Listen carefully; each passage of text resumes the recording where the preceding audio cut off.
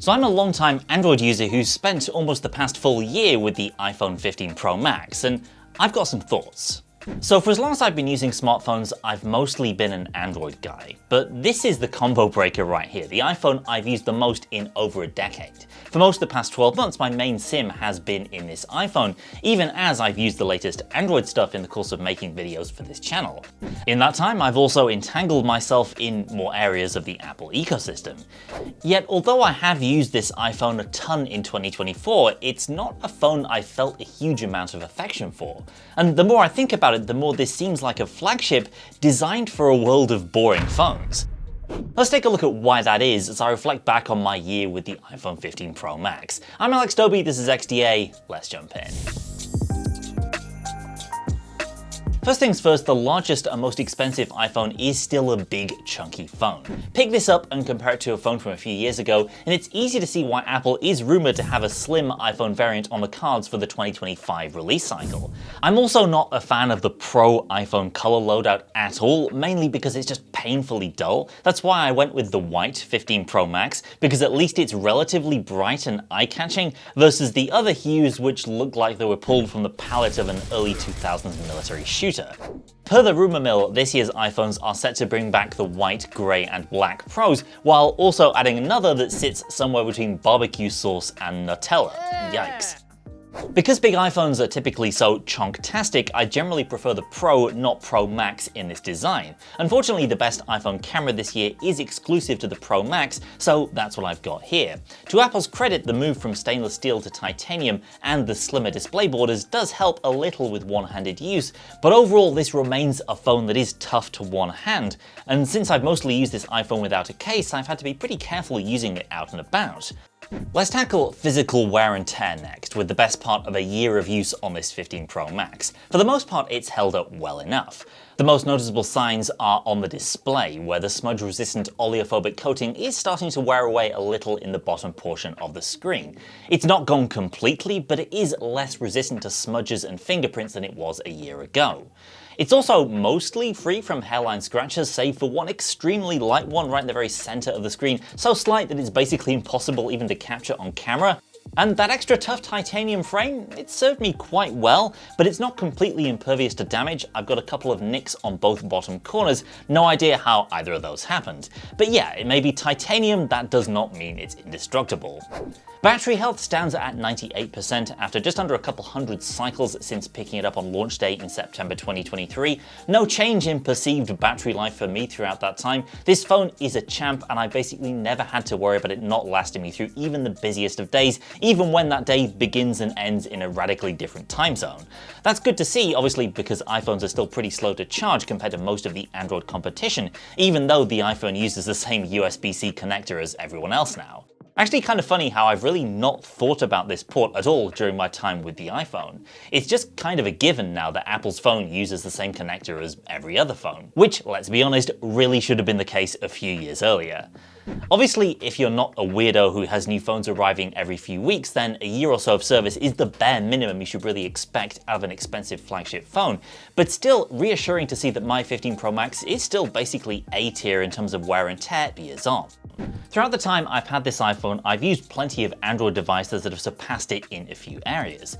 The display, while still ranking among the best out there, falls short of Samsung's fantastic Galaxy S24 Ultra in one key area. The Corning Gorilla Armor of that panel offers next-level reflection cancelling that so far no other phone has been able to match. I don't know whether Samsung has any kind of exclusivity locked in on this particular glass, but this is something I think every flagship would really benefit from.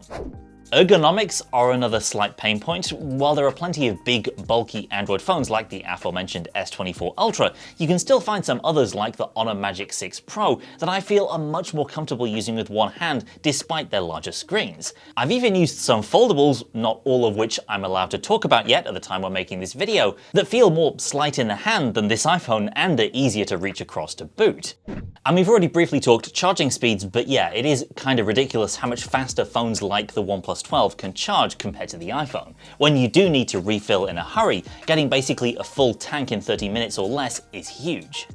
I also mentioned earlier that I've gone largely caseless with this iPhone, and that's mostly true with the exception of an accessory that I've occasionally used to replace the default iPhone software keyboard, which even after a year of solid use I still pretty much hate compared to the Google keyboard on Android. This is the Clicks Creator keyboard, and it's not a sponsor, but they did send me this thing a few months back and I've used it on and off, mainly when I need to get stuff done on an iPhone using it in productivity mode, writing scripts or hammering out emails. Obviously it turns the Pro Max into kind of a giant Subway sandwich of a phone with this oversized BlackBerry keyboard down below, plus shortcut keys. But the more tactile nature of typing on it and the fact that it frees up the entire display for content makes me feel more productive if I'm parked up somewhere using it.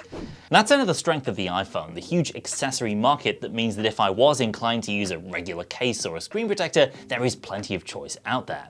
In practice, I've stuck to a handful of other devices in the Apple ecosystem in addition to the MacBook that I'd be using for work regardless of which phone I was carrying. First, the Apple Watch. I picked up an SE2 late last year when I wasn't entirely sure I'd be wanting to stay with iOS for the full year, and a bunch of AirTags because while I'm not traveling as much as I once did, these are indispensable when I do. The watch has mostly been a workout tracker, mainly for runs, as well as other basic stuff like notifications and setting timers for when I'm cooking. Not exactly a heavy-duty workload, but then this isn't a heavy-duty smartwatch.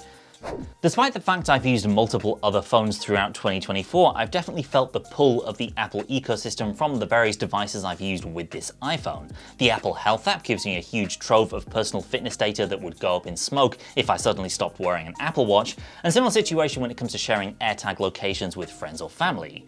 I'm not drawn to the Apple ecosystem necessarily because it's so great. I mean, it's fine, obviously it's not bad. I think Google is pretty close in terms of the polish and range of services in its ecosystem, though obviously Google has a deservedly lousy reputation for suddenly killing off services with little warning, so you can have a little more confidence if you're using an Apple service that it won't just disappear overnight. But I find myself reaching the point where I can really understand people not wanting to leave the walled garden because it is just too much hassle all of the time. And what is inside it is just good enough. Besides, a major barrier to exit is often convincing other people to leave with you, for example, as is the case with iMessage notoriously in the US. With that said, my attitude towards iOS is largely unchanged from last year. It's a known quantity, inoffensive, welcoming, very slick and polished, customizable now, even though most people probably won't, beyond a custom clock or maybe lock screen widget. I've been using the iOS 18 beta on my iPhone for the past week or so, and it's great to see finally the adoption of Android-style home screen grids with blank spaces and more color theming options for folks who want that. But notifications are still kind of a mess, the default keyboard still sucks, and I still feel like I'm more productive hopping between apps on a big screened or foldable Android phone, even accounting for my occasional use of that Clicks keyboard case. We're still a few months off Apple Intelligence, the really big iOS 18.1 feature being anywhere near done. When it's ready and I can see how it might be able to integrate into my life, or at least help me curate my notification stack a bit better, I might feel a bit more enthusiastic about iOS. Camera-wise, there were two main additions in the iPhone 15 Pro Max. First, the Action key, which for me has basically just turned into a dedicated camera shortcut key, and second, the new Tetra Prism telephoto. 12 months ago, there was a lot of fuss made about the iPhone 15 Pro Max's telephoto camera. It was the first folded periscope lens in an iPhone with a 5x zoom level that finally seemed to catch up to the Android flagship competition. In reality, with a year's experience under my belt, I can say that 5x telephoto, the highlight of Apple's new camera system, was kind of a damp squib.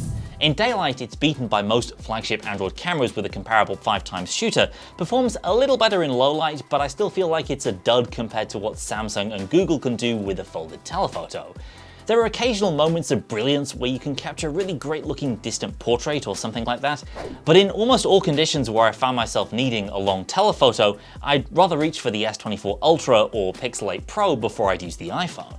The other two cameras in this loadout, the main and the ultra wide, are reliable if unremarkable. I've appreciated shooting at 24 megapixels as standard from the primary camera, giving me way more detail to drill down into than the 12 or so megapixels of your typical Android camera. When it comes to portraits too, it's been really fun to not have to rely on the dedicated portrait mode so much when I'm taking the shot, because the camera app captures enough data to turn any image of a person into a portrait after the fact in the Apple Photos app. I've taken lots of fantastic photos from this camera over the past year, and occasionally the light will hit the sensor just right and you'll land a magical shot, but the processing secret sauce you get with a Google Pixel, or the editing tricks provided by that same phone after the fact, like zoom enhance or add me, sometimes make me feel like I'm missing out when I carry this iPhone. Where the iPhone does still excel though is in video. Even though its main sensor isn't as large as the likes of Oppo, I've used it to capture plenty of B-roll that I've used in videos on this channel, alongside footage from much more expensive cameras. ProRes with log support is nice to have, but still overkill in many situations as far as I'm concerned. I'd love to see what this processing stack can do though with some larger sensors, which hopefully are coming in the next generation of iPhone. So this iPhone 15 Pro Max has been insidiously good enough in enough areas to keep my primary SIM in place almost continuously since September 2023. There's less to wow me about using this iPhone versus an Android flagship, but also less to frustrate and aggravate me about the experience of using it. And the ubiquity and dependability of Apple's ecosystem makes it easier to stick with what is in many Western countries the default smartphone. There are plenty of big screen Android phones that do more with a large display, yet arguably the iPhone still has the most polished software experience on any handset. Superb battery life, but of course with slower charging. Excellent video, but still image performance that leaves me reaching for my Pixel if I'm going to be somewhere photo worthy. Honestly, it feels like a flagship phone built for a world where phones are not supposed to be interesting. For most people these days, that's enough. A phone is a thing you have to have, not an object that you enthuse over. But I guess I'll still be watching, waiting, and hoping for more out of either a slimmer iPhone next year or a new Pro Max this year that does more to justify that fatter form factor. That's it for now. Let us know what you think of the iPhone 15 Pro or Pro Max if you've been using one. Stick around and subscribe on YouTube for our iPhone 16 Pro Max coverage starting very soon. Thanks for watching, and I'll see you next time.